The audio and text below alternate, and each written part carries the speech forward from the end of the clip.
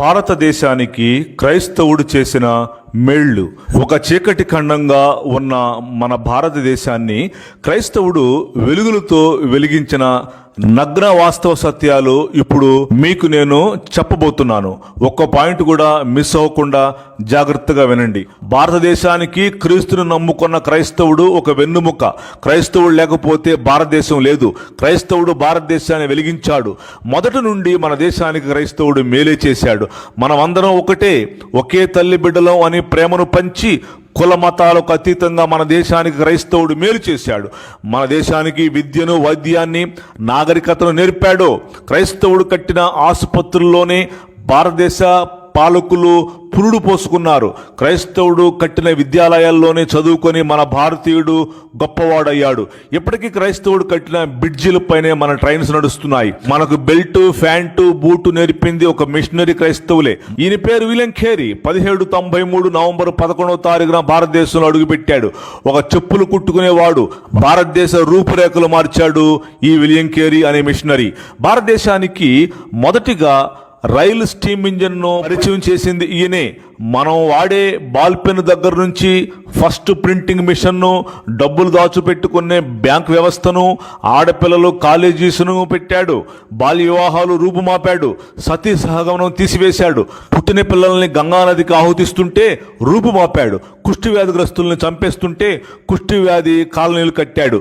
మన దేశ అధికారులు మిషనరీల పాఠశాలల్లో, కాలేజీల్లో చదువుకొని అంత పెద్దవాళ్ళు అయ్యారు. మన తెలుగు రాష్ట్ర మంత్రులు చెబుతూ ఉంటారు, ఎన్టీ రామారావు ఏసీ కాలేజీలు చదువుకున్నాడని.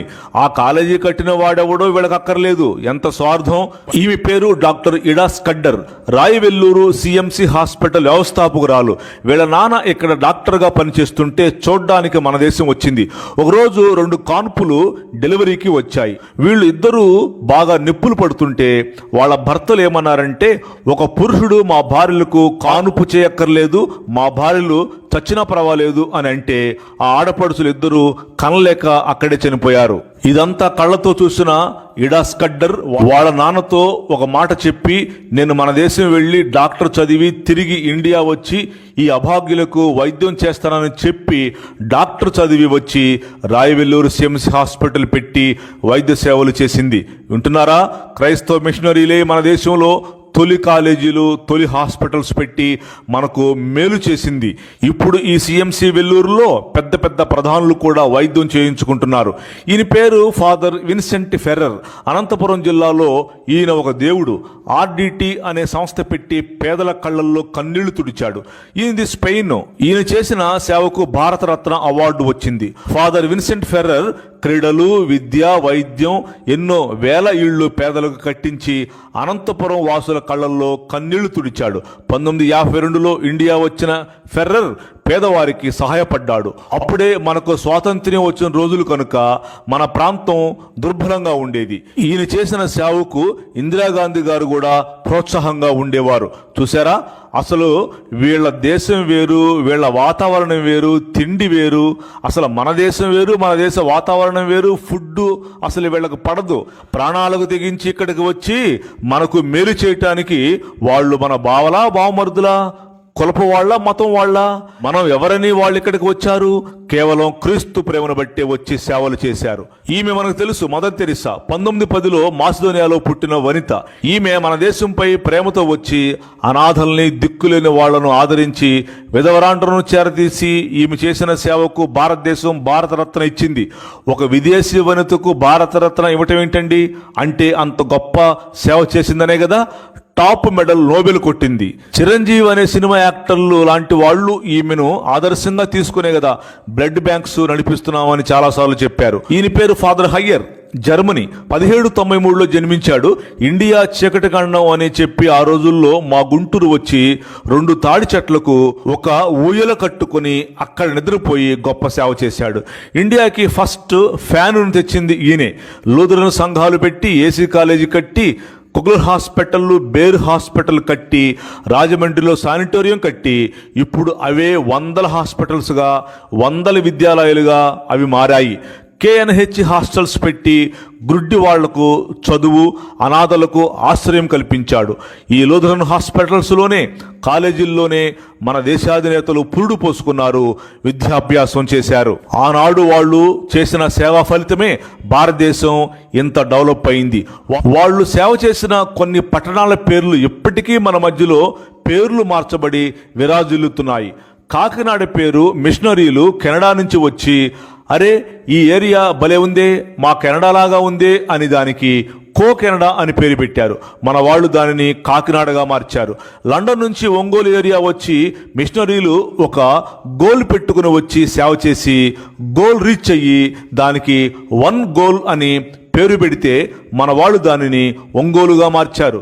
తినటానికి మెతుకులేక మెదక్కులో జనం అల్లాడుతుంటే మిషనరీలు వీళ్లకు పని కల్పించి మెతుకులేనప్పుడు మెతుకు పెట్టామని చెప్పి దానికి మెదక్కని పేరు పెట్టారు.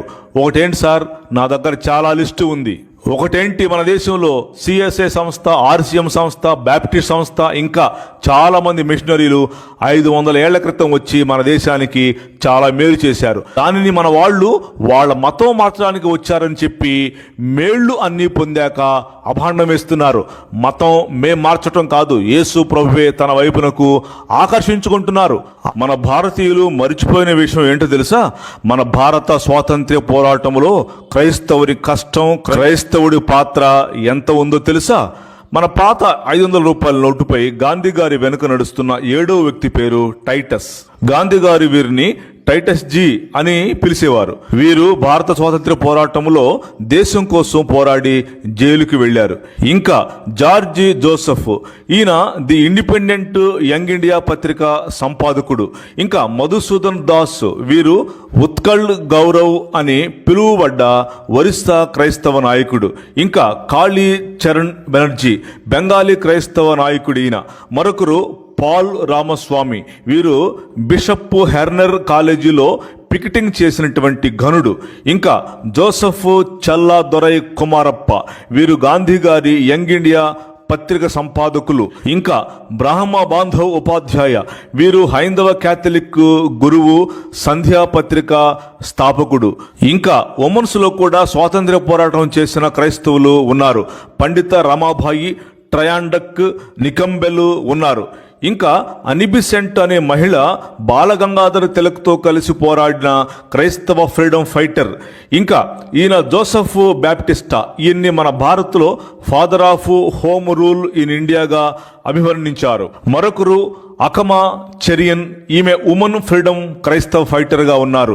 ఇంకా జోయకిమ్ అండ్ వైలెట్ అల్వా, వీరిద్దరూ భార్యాభర్తలు. జోయకిమ్ అంటే యెహోవాకీము అని అర్థం. వీరు క్రైస్తవ స్వాతంత్ర్య సమరయోధులు. మరొకరు దీనబంధు CF ఆండ్రూస్, ఈయన కూడా క్రైస్తవ freedom fighter. Next Amrit Kaur, Sushil Kumar Rudra, Narayan Vaman Tilak. ఇంకా చెప్పాలంటే ఎందరో క్రైస్తవ స్వాతంత్ర్య సమరయోధులు స్వాతంత్ర్యం కొరకు జైలుకి వెళ్లి కష్టపడి ఆస్ట్రేలియా నుండి గ్రాహం చైన్స్ ఫ్యామిలీతో వచ్చి ఒరిస్సాలో గేదెల ఫార్మ్స్ పెట్టి కుష్టి వ్యాధిగ్రస్తుల చేతులు పట్టుకుని కుష్టు కడిగి డ్రెస్సింగ్ చేసి గొప్ప మేలుకరంగా ప్రేమను పంచి సేవ చేస్తుంటే చంపుతారు. అందుకే ఒరిస్సా సూపర్ సైక్లోన్ వచ్చి కొట్టుకుపోయింది.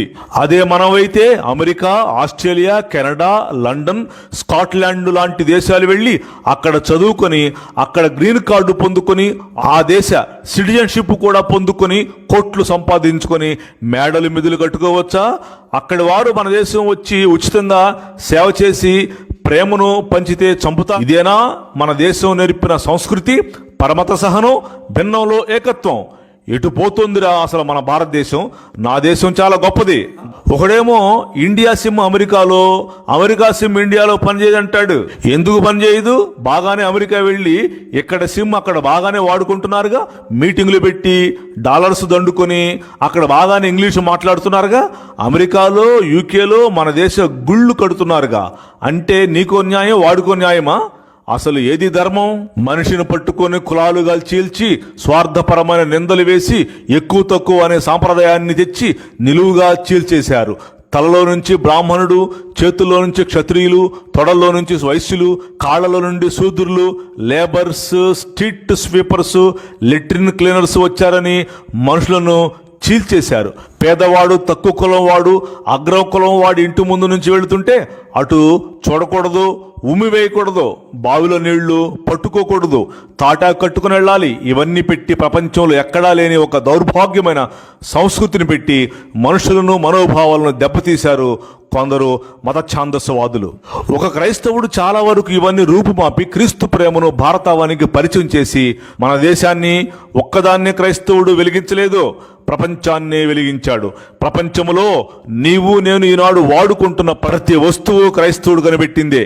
Printing machine John Gutenberg Germany, గడియారము బర్తలోమై ఇటలీ, థర్మామీటర్ కనిపెట్టింది హస్ లిఫ్టర్షే హాలండ్, టెలిస్కోప్ కనిపెట్టింది గలీలియో ఇటలీ, స్టీమ్ ఇంజిన్ కనిపెట్టింది Thomas Newcomen Britain, steam engine piston కనిపెట్టింది Thomas Newcomen Britain, machine gun కనిపెట్టింది జేమ్స్ పులుక్ బ్రిటన్, సబ్ మెరీన్ కనిపెట్టింది David Bushnell America, కంటద్దాలు కనిపెట్టింది బెంజమిన్ ఫ్రాంక్లిన్ అమెరికా, మరమగ్గము కార్ రైట్ కనిపెట్టాడు బ్రిటన్, టెలిగ్రాఫ్ కనిపెట్టింది లామండ్ ఫ్రాన్స్, పారాచూట్ కనిపెట్టింది గార్నరిన్ ఫ్రాన్స్, బ్యాటరీ కనిపెట్టింది వోల్టా ఇటలీ, టైప్ రైటర్ కనిపెట్టింది Pellegrino Turri Italy, rail engine కనిపెట్టింది రిచర్డ్స్ ట్రివిథిక్ బ్రిటన్, కంప్యూటర్ కనిపెట్టింది చార్లెస్ బ్యాబేజ్ బ్రిటన్, అగ్గిపుల కనిపెట్టింది జాన్ వాకర్ బ్రిటన్, కుట్టు మిషన్ కనిపెట్టింది తిమోనియర్ ఫ్రాన్స్, డైనమో కనిపెట్టింది హైపాలైట్ ఫిక్సీ ఫ్రాన్స్, సైకిల్ కనిపెట్టింది Kirkpatrick Britain, rubber tyre కనిపెట్టింది థామస్ హాంకాక్ బ్రిటన్,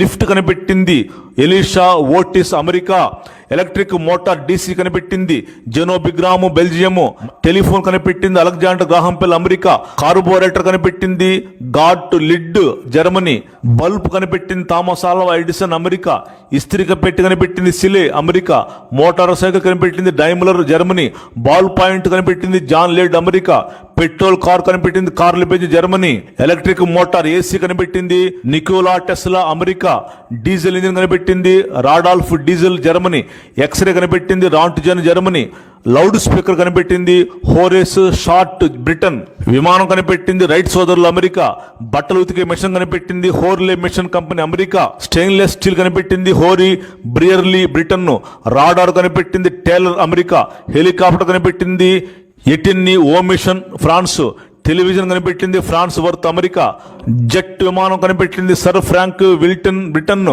లేసర్ కిరణాలు కనిపెట్టింది మైమా అమెరికా, సిమెంట్ కనిపెట్టింది జోసెఫ్ ఆల్పిడిన్ బ్రిటన్, సినిమా కనిపెట్టింది నికోలస్ ఫ్రాన్స్, డెంటల్ ప్లేట్ కనిపెట్టింది ఆంటోనీ ఫ్రాన్స్టన్ అమెరికా, ఫిల్మ్ కనిపెట్టింది Louis Prince France, film talking కనిపెట్టింది ముస్సోరి జర్మనీ, ఫిల్మ్ మ్యూజికల్ సౌండ్ కనిపెట్టింది doctor Forest America, gas lighting కనిపెట్టింది విలియం మర్డక్ బ్రిటన్, మ్యాప్స్ కనిపెట్టింది సుమేరియా అమెరికా, రిఫ్రిజిరేటర్ కనిపెట్టింది జేమ్స్ హార్సిన్ అమెరికా, రబ్బర్ కనిపెట్టింది Goodyear America, ship turbine కనిపెట్టింది Parson Britain, యుద్ధ tank కనిపెట్టింది స్వింగ్టన్ బ్రిటన్, టెలిగ్రాఫ్ కోడ్ కనిపెట్టింది Samuel Morse America, transform కనిపెట్టింది Michael Faraday Britain, transistor కనిపెట్టింది Bardeen Shockley America, electrical welder కనిపెట్టింది Elisha Thomson America, wheel కనిపెట్టింది Sumerian America, దొంగను పట్టే అలారం కనిపెట్టింది ఎడ్విన్ హోమ్స్ అమెరికా.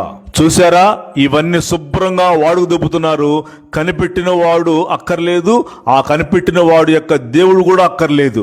కనుక డియర్ ఫ్రెండ్స్, ఎప్పటికైనా మన అన్నదమ్ముడైన మన తోటి భారతీయుడు ఈ విషయాన్ని మైండ్ పెట్టి గ్రహించుకొని పరమత సహనం కలిగి, ప్రేమ కలిగి, ఒకరినొకరు ప్రేమించుకుంటూ నచ్చిన మతాన్ని స్వీకరించే హక్కు కలిగి ఉండి అనురాగంతో బ్రతుకుదాం. మన భారతదేశానికి క్రైస్తవుడు ఎంత మేలు చేశాడో తెలుసుకొని బ్రతుకుదాము. ఇంకా చాలా విషయాలు, సత్యాలు నేను చెప్పవలసి ఉంది. మరొక ఎపిసోడ్లో చెబుతాను. I love India, my India.